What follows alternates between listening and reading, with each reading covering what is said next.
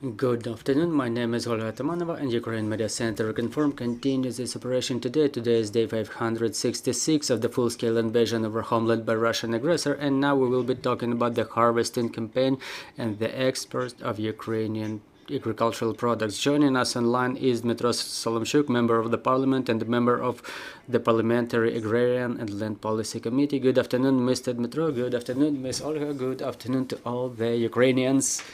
Mr. Dmytro, let's start with the results of the harvesting campaign. What can we say now? What are the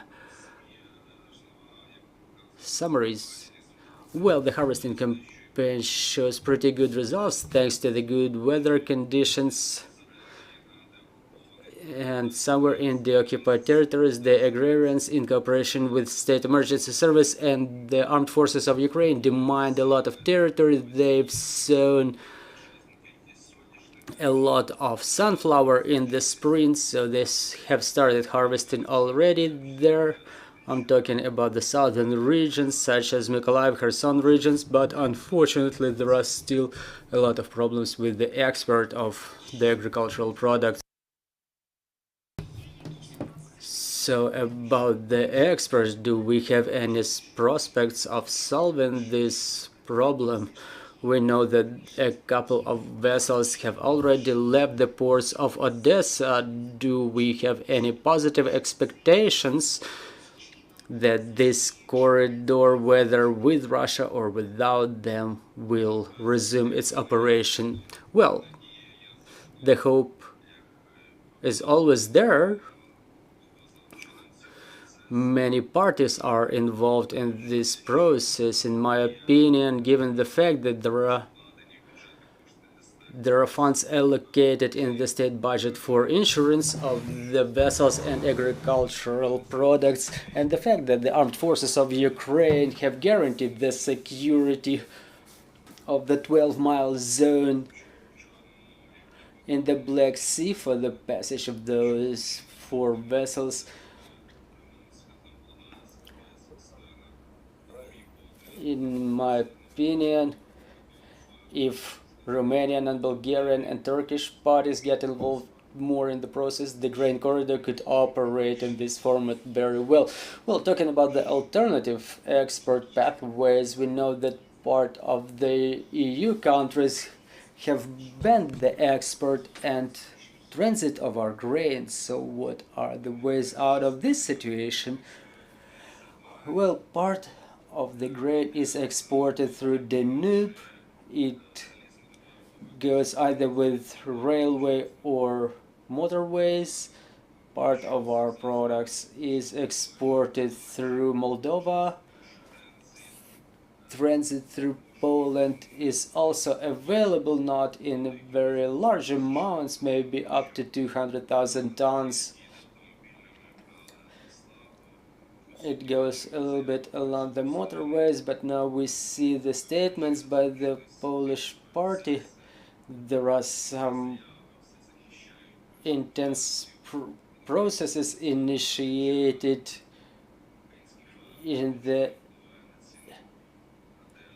on the eve of elections. They protect the Polish farmers, but I think that the Ukrainian farmers do not influence the price of the grain in Poland too much.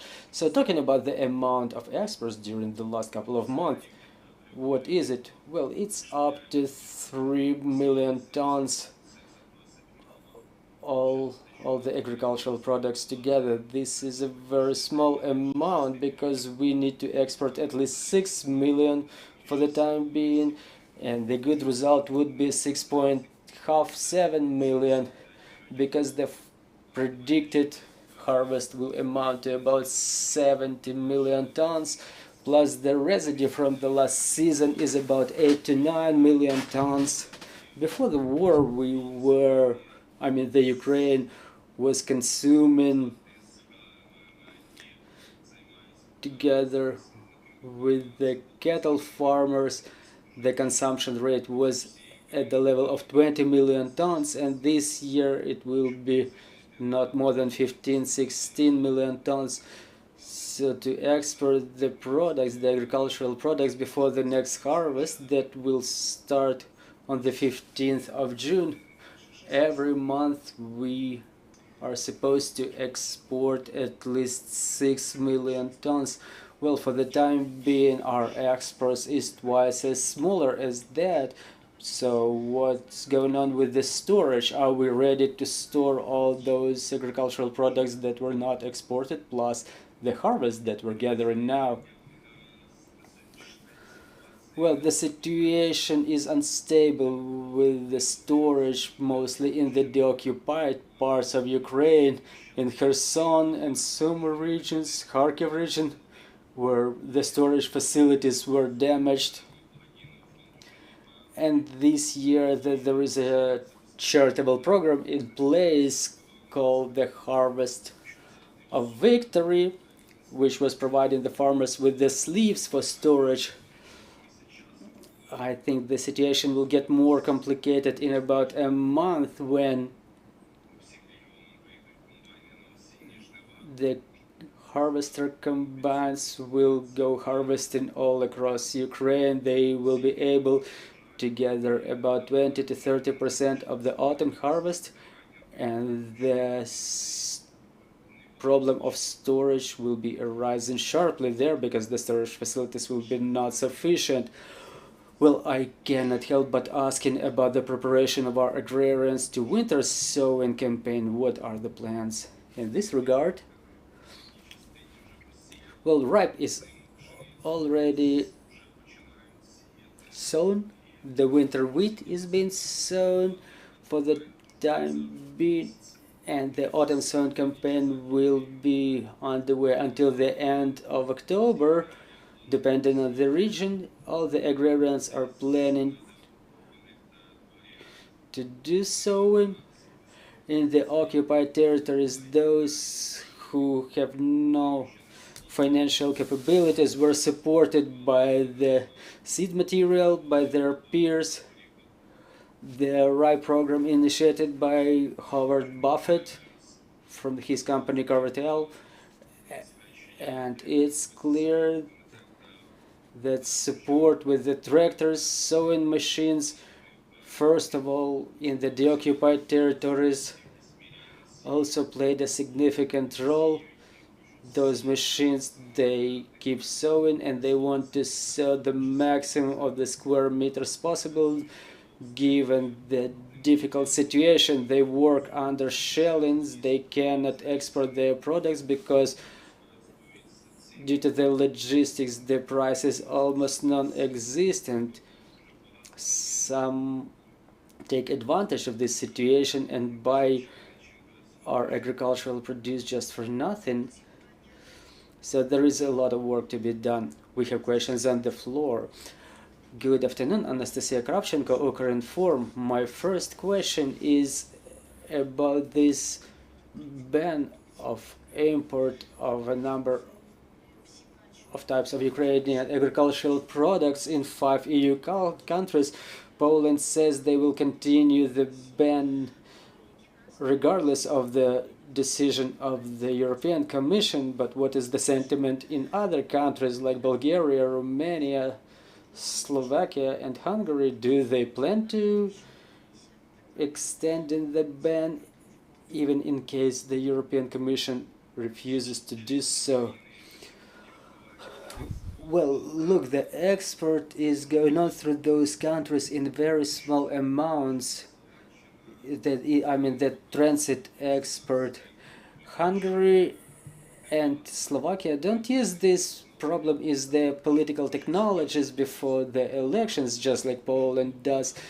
Today there was a new video, you may have seen it, by the Polish politicians about protection of their farmers against Ukrainian grain. So we're waiting for the decision of the European Union about allocation of certain amount of funds to bail out some Ukrainian crops, certain amount of Ukrainian crops from Ukrainian farmers, so they could pay for the operation costs. We're talking about an amount of around 1 billion euro here, but it's important to have the government bail out the harvest that could be probably stored with them, but at least they will have money for further operation. So I hope that the election processes will be over soon in our partner countries, and this problem will not arise anymore, and we will develop new markets all across Ukraine, because the agriculture is very well developed in Ukraine, just like in Poland. And if we don't supply our agricultural products to those markets, we will just open the green corridor for the supplies from Russia, because the countries of the Middle East and Africa, they need to eat something, to put something on their table, on their plates. So if we don't give it from us due to the blockade from our neighbors, they will buy it somewhere else. This is what's happening already. And looking at the situation in place now, it seems like the sanctions were imposed not on Russian agro holdings, but rather on Ukrainian farmers. This is what it looks like. Well, we have more questions. So this scenario is already happening now, that Russia is capturing the markets where Ukraine used to supply our products to. Yes, people need to eat something, right? If we are blocked from all around, it seems like it should be happening the other way around. We should be supplying agricultural products together with European farmers to have our products exported to Egypt, other countries of Africa. So any blocking, it results in the fact that those countries, the buyers, have to buy agricultural products somewhere else. They first refused the bloody Russian grain, but their citizens need to eat something.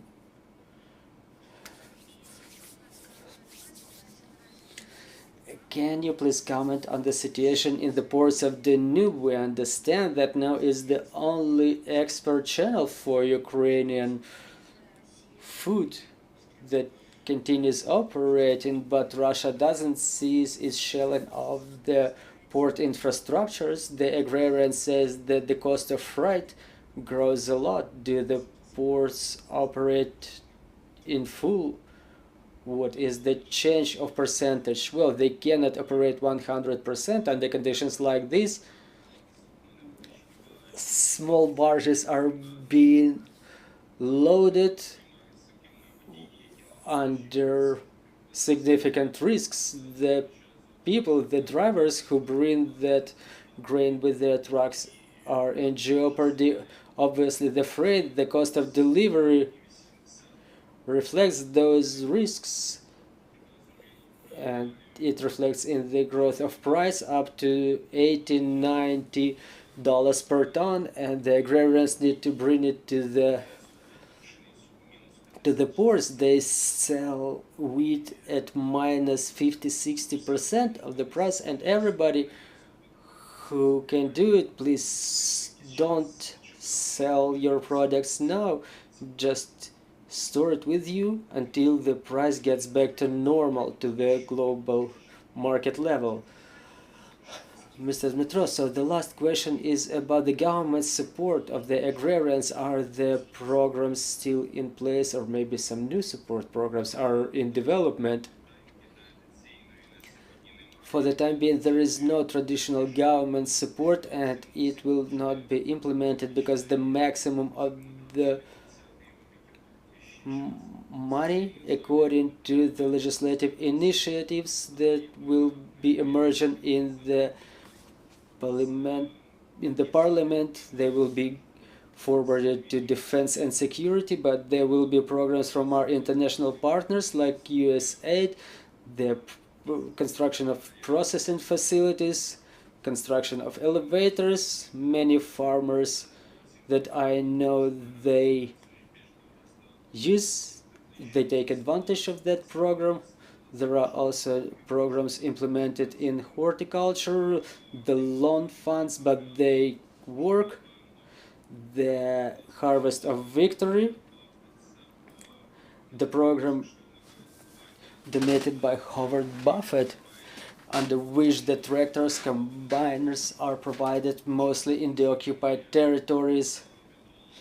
For what I know, about 200 farmers use that machinery. Tens of thousands of hectares of land are already sown there. And also this year